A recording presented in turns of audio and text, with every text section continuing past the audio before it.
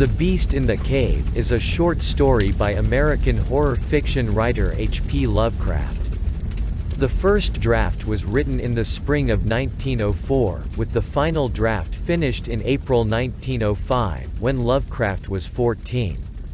It was first published in the June 1918 issue of the amateur press journal The Vagrant. The Beast in the Cave, by H.P. Lovecraft. The horrible conclusion which had been gradually intruding itself upon my confused and reluctant mind was now an awful certainty. I was lost, completely, hopelessly lost in the vast and labyrinthine recess of the Mammoth Cave.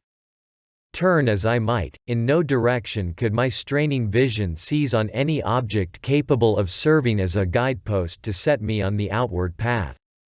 That nevermore should I behold the blessed light of day, or scan the pleasant hills and dales of the beautiful world outside, my reason could no longer entertain the slightest unbelief. Hope had departed. Yet, indoctrinated as I was by a life of philosophical study, I derived no small measure of satisfaction from my unimpassioned demeanor, for although I had frequently read of the wild frenzies into which were thrown the victims of similar situations, I experienced none of these, but stood quiet as soon as I clearly realized the loss of my bearings. Nor did the thought that I had probably wandered beyond the utmost limits of an ordinary search cause me to abandon my composure even for a moment. If I must die, I reflected, then was this terrible yet majestic cavern as welcome a sepulchre as that which any churchyard might afford, a conception which carried with it more of tranquillity than of despair. Starving would prove my ultimate fate, of this I was certain. Some, I knew, had gone mad under circumstances such as these, but I felt that this end would not be mine.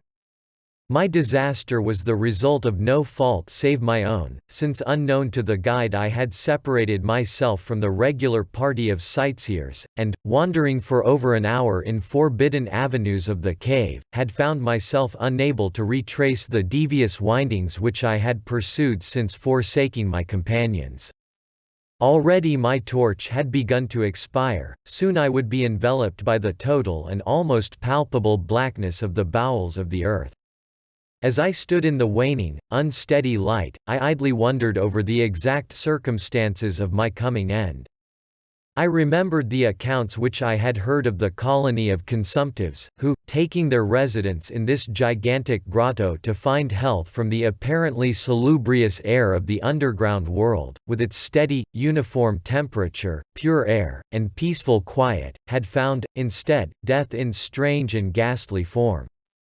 I had seen the sad remains of their ill-made cottages as I passed them by with the party, and had wondered what unnatural influence a long sojourn in this immense and silent cavern would exert upon one as healthy and vigorous as I now. I grimly told myself, my opportunity for settling this point had arrived, provided that want of food should not bring me too speedy a departure from this life.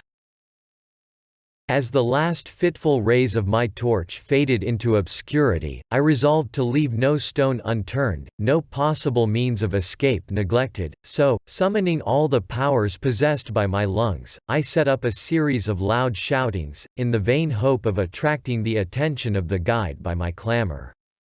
Yet, as I called, I believed in my heart that my cries were to no purpose, and that my voice, magnified and reflected by the numberless ramparts of the black maze about me, fell upon no ears save my own.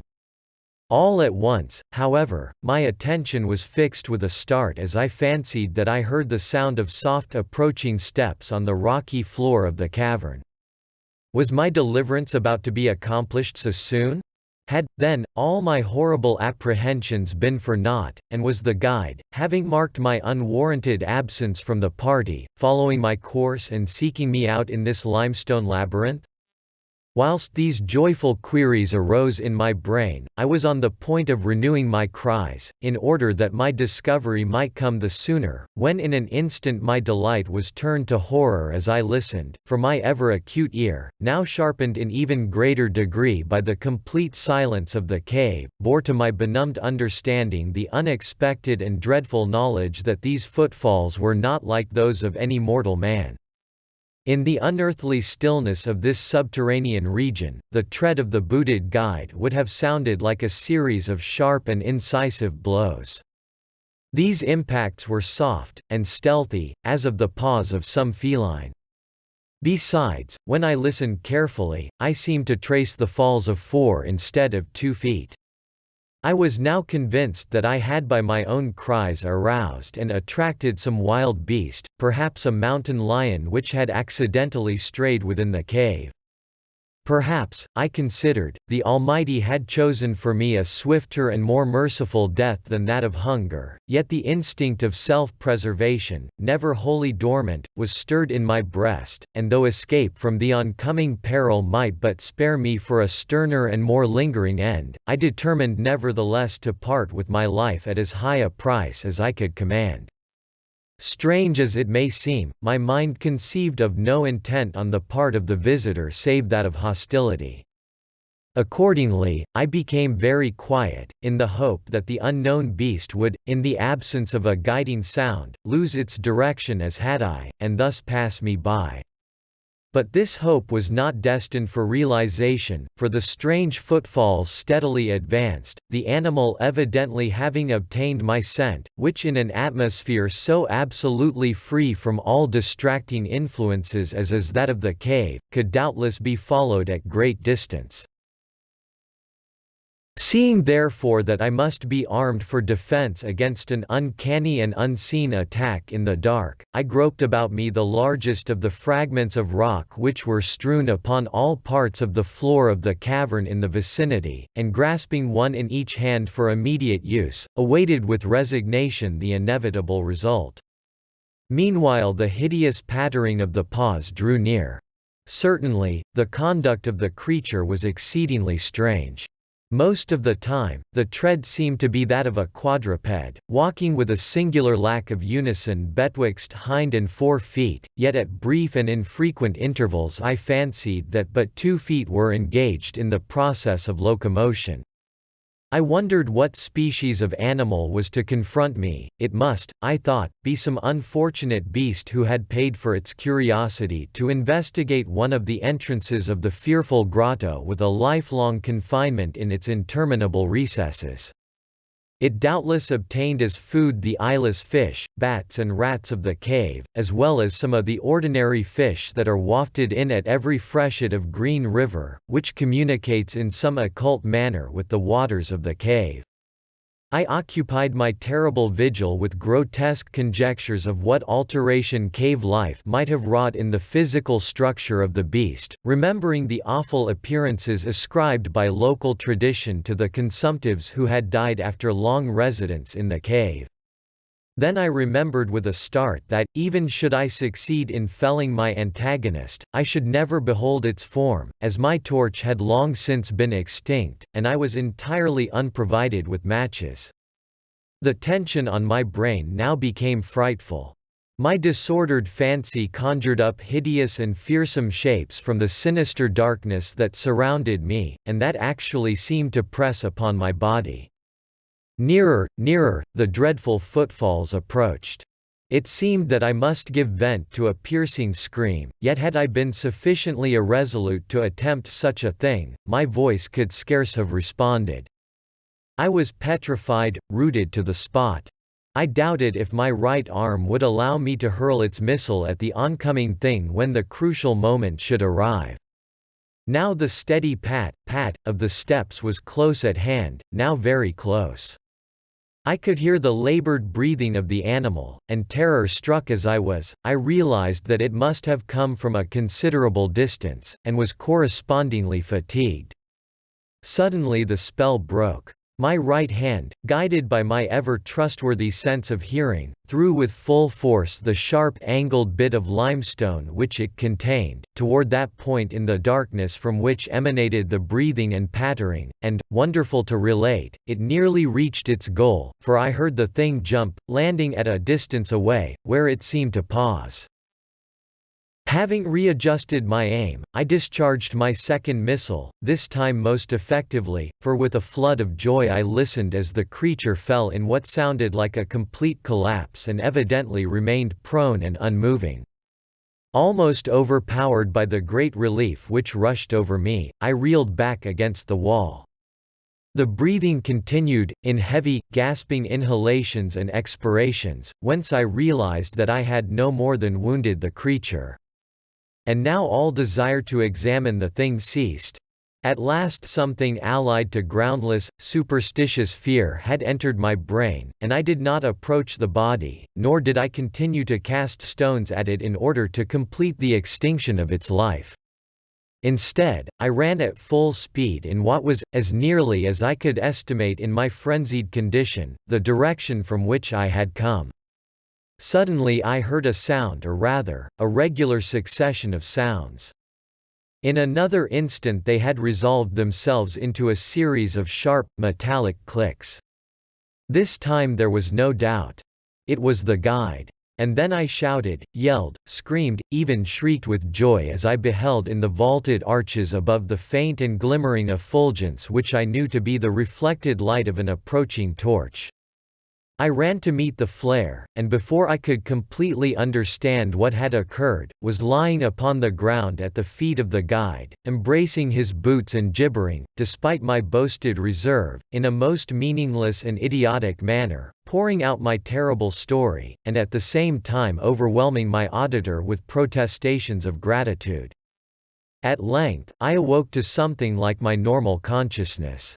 The guide had noted my absence upon the arrival of the party at the entrance of the cave, and had, from his own intuitive sense of direction, proceeded to make a thorough canvass of by passages just ahead of where he had last spoken to me, locating my whereabouts after a quest of about 4 hours. By the time he had related this to me, I, emboldened by his torch and his company, began to reflect upon the strange beast which I had wounded but a short distance back in the darkness, and suggested that we ascertain, by the flashlight's aid, what manner of creature was my victim. Accordingly I retraced my steps, this time with a courage born of companionship, to the scene of my terrible experience. Soon we descried a white object upon the floor, an object whiter even than the gleaming limestone itself. Cautiously advancing, we gave vent to a simultaneous ejaculation of wonderment, for of all the unnatural monsters either of us had in our lifetimes beheld, this was in surpassing degree the strangest. It appeared to be an anthropoid ape of large proportions, escaped, perhaps, from some itinerant menagerie.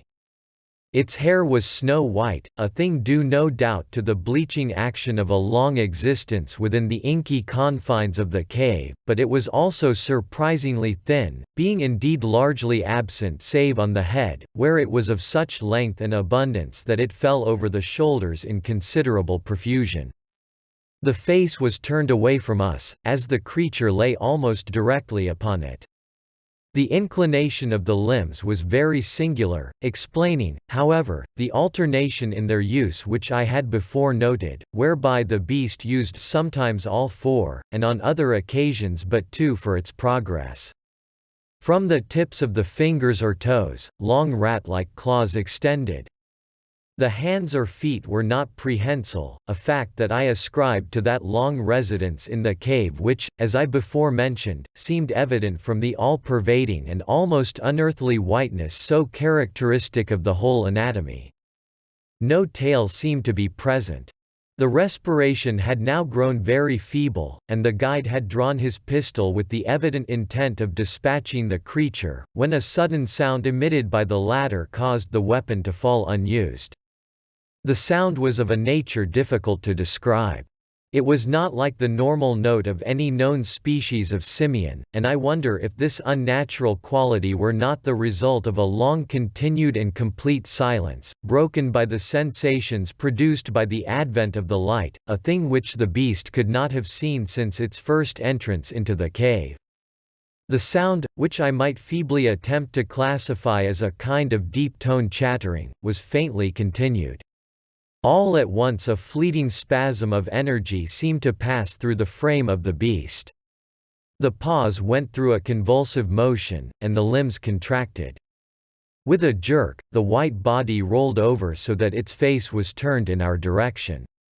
For a moment I was so struck with horror at the eyes thus revealed that I noted nothing else.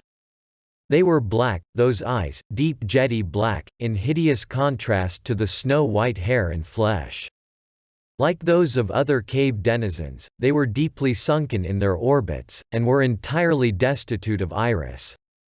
As I looked more closely, I saw that they were set in a face less prognathous than that of the average ape, and infinitely less hairy. The nose was quite distinct. As we gazed upon the uncanny sight presented to our vision, the thick lips opened, and several sounds issued from them, after which the thing relaxed in death. The guide clutched my coat sleeve and trembled so violently that the light shook fitfully, casting weird moving shadows on the walls. I made no motion, but stood rigidly still, my horrified eyes fixed upon the floor ahead. The fear left, and wonder, awe, compassion, and reverence succeeded in its place, for the sounds uttered by the stricken figure that lay stretched out on the limestone had told us the awesome truth. The creature I had killed, the strange beast of the unfathomed cave, was, or had at one time been a man.